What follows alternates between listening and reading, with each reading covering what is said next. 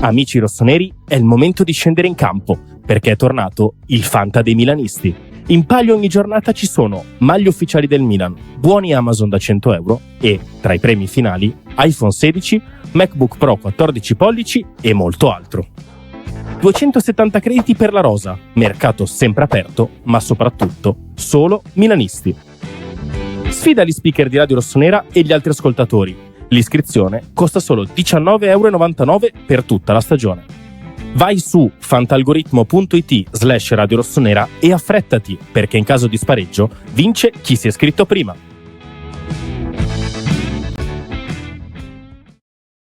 Ben ritrovati amici di Radio Rossonera, buongiorno a tutti qui da Obbligo di Riscatto. Sì, perché come al solito il giorno successivo alla fine del mercato è ancora obbligo di riscatto, poi da domani si tornerà a chiamare Mattino Milan. Saluto Enrico Boiani, ciao Henry.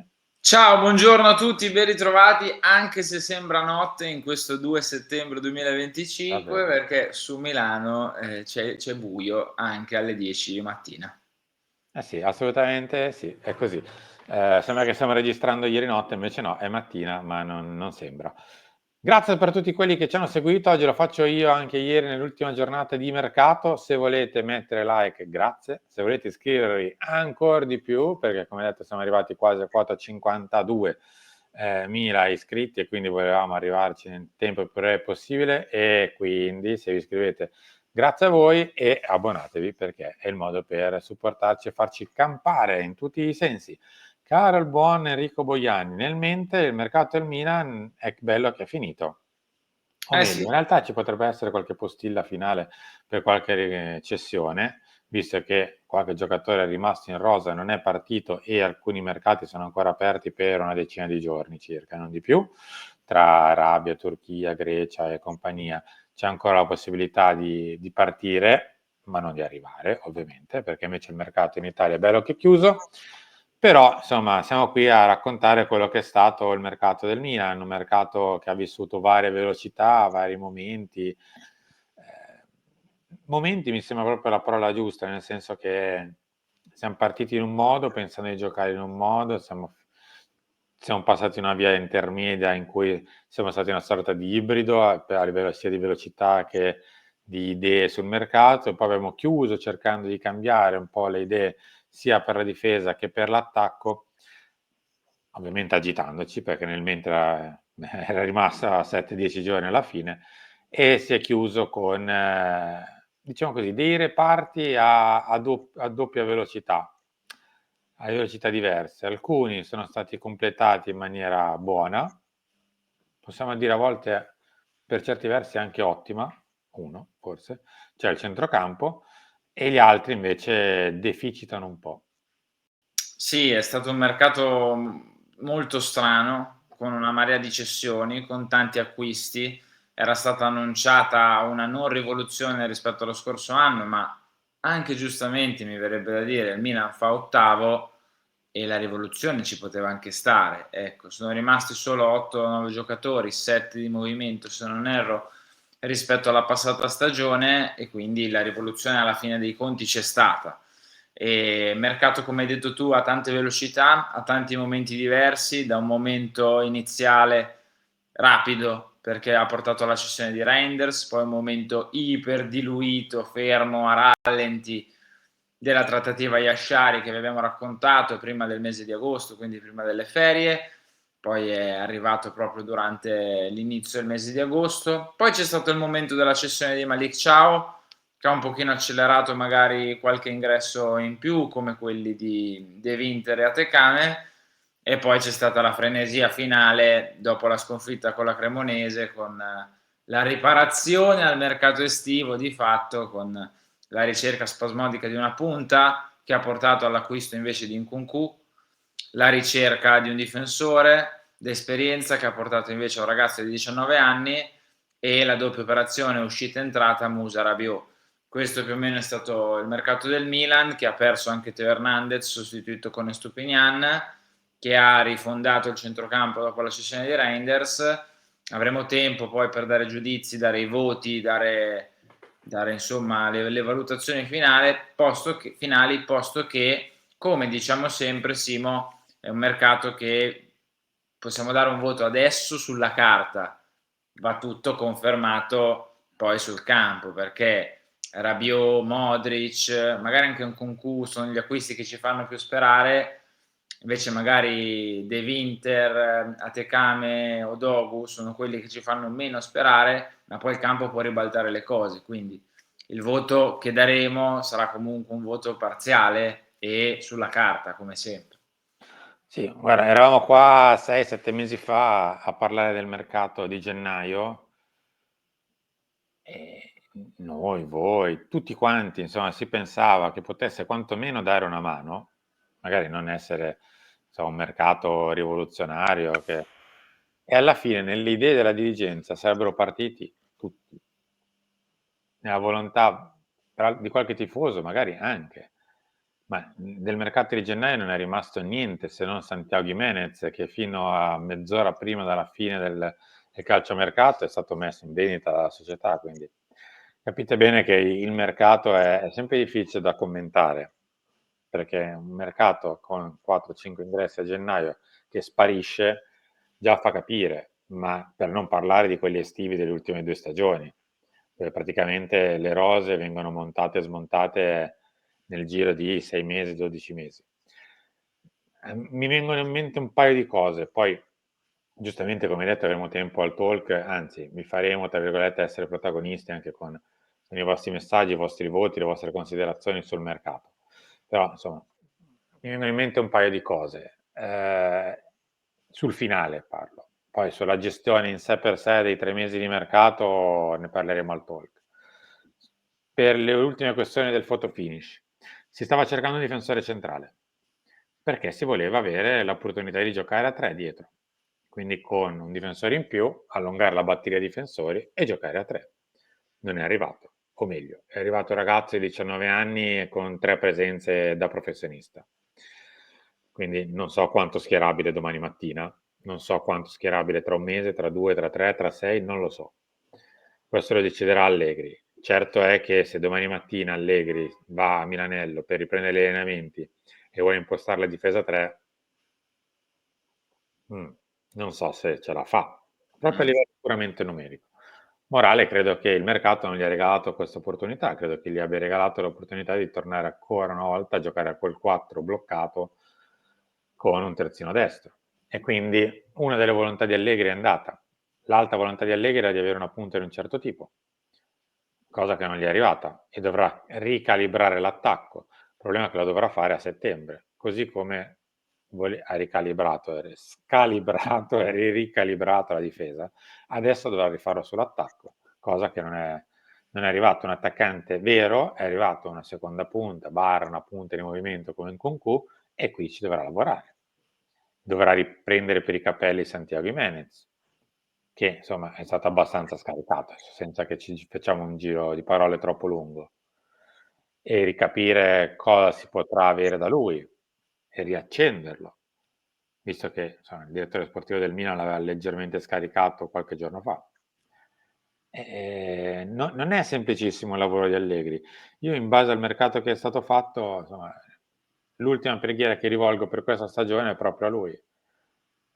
Siamo nelle sue mani in questo momento, perché tanto Simo, guarda, ci pensavo ieri, la frase che ha detto in conferenza stampa prima di Lecce Milan, in qualche modo faremo, adesso è da fare, da mettere in atto. Sì, in qualche modo farà. In qualche modo bisogna fare.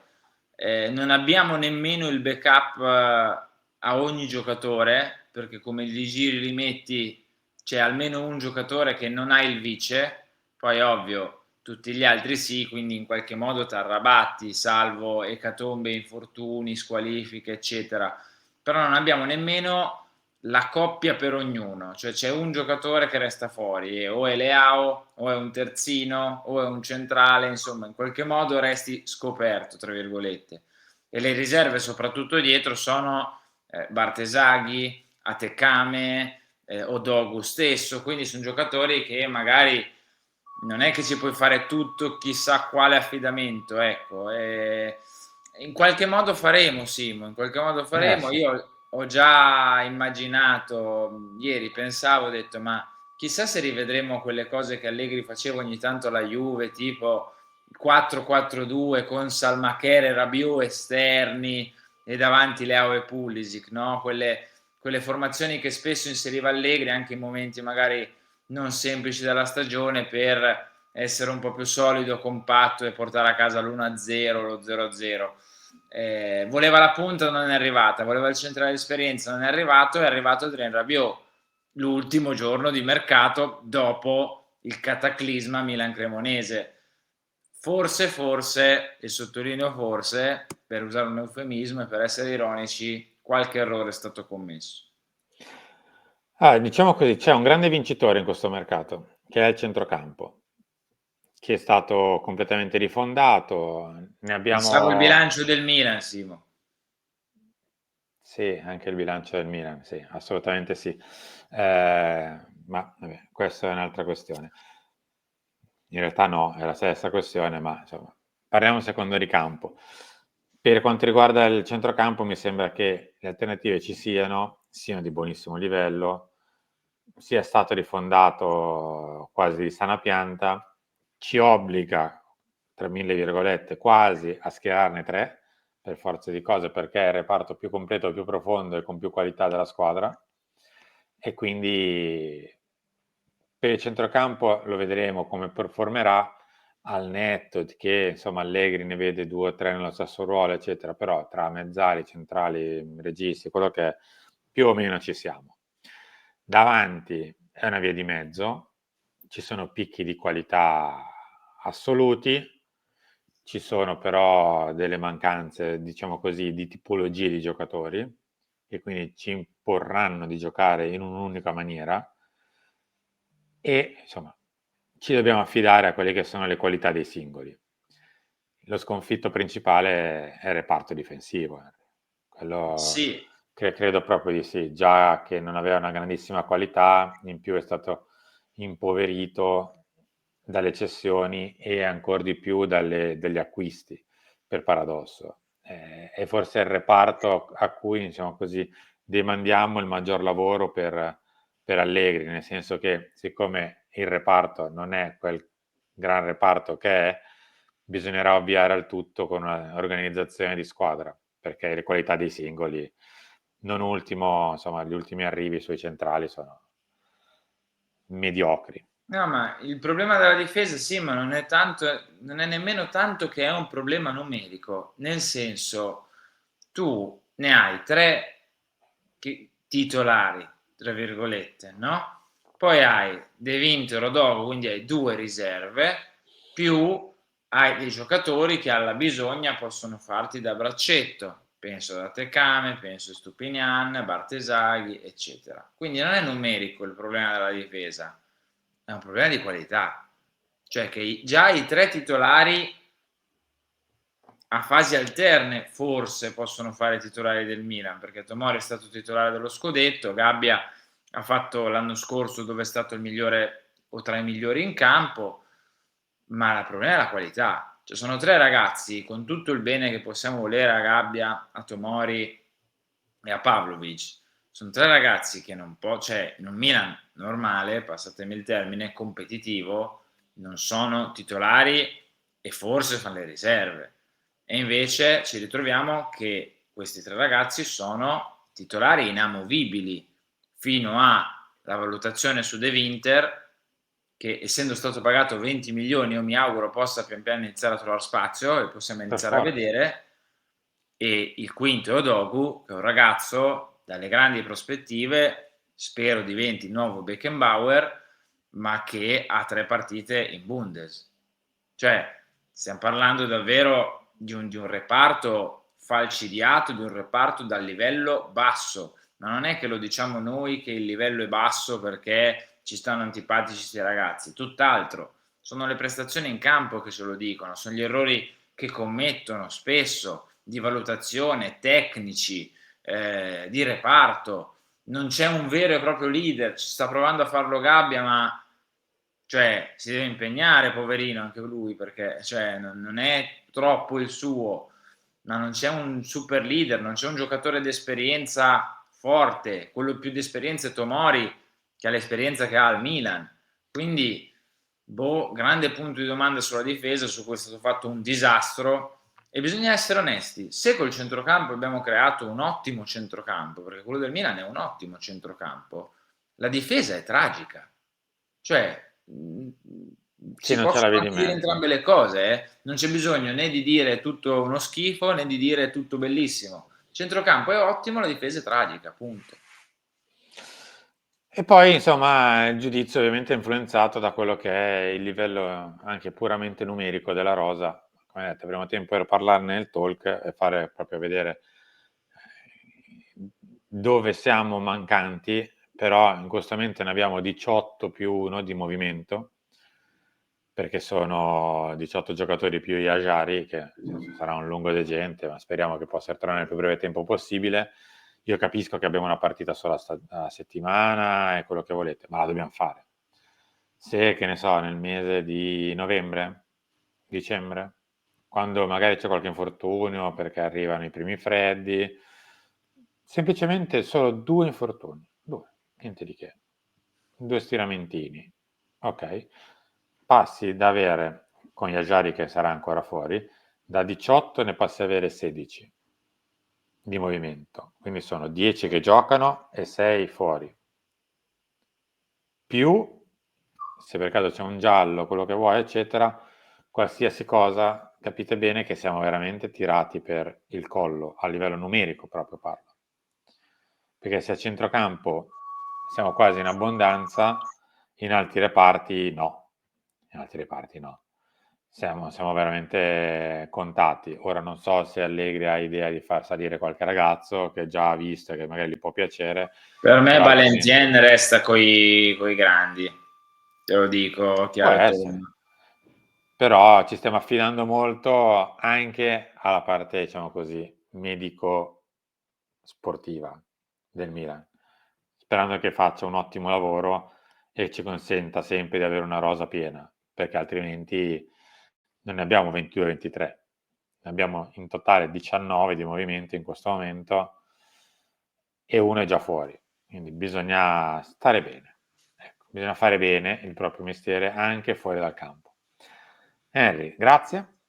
A più tardi, ci ritroviamo al talk, tanto spazio a voi, voti, pagelle, griglie, chi più ne ha più ne metta, quindi vi aspettiamo alle ore 16, alle 13 invece c'è lancio. A dopo.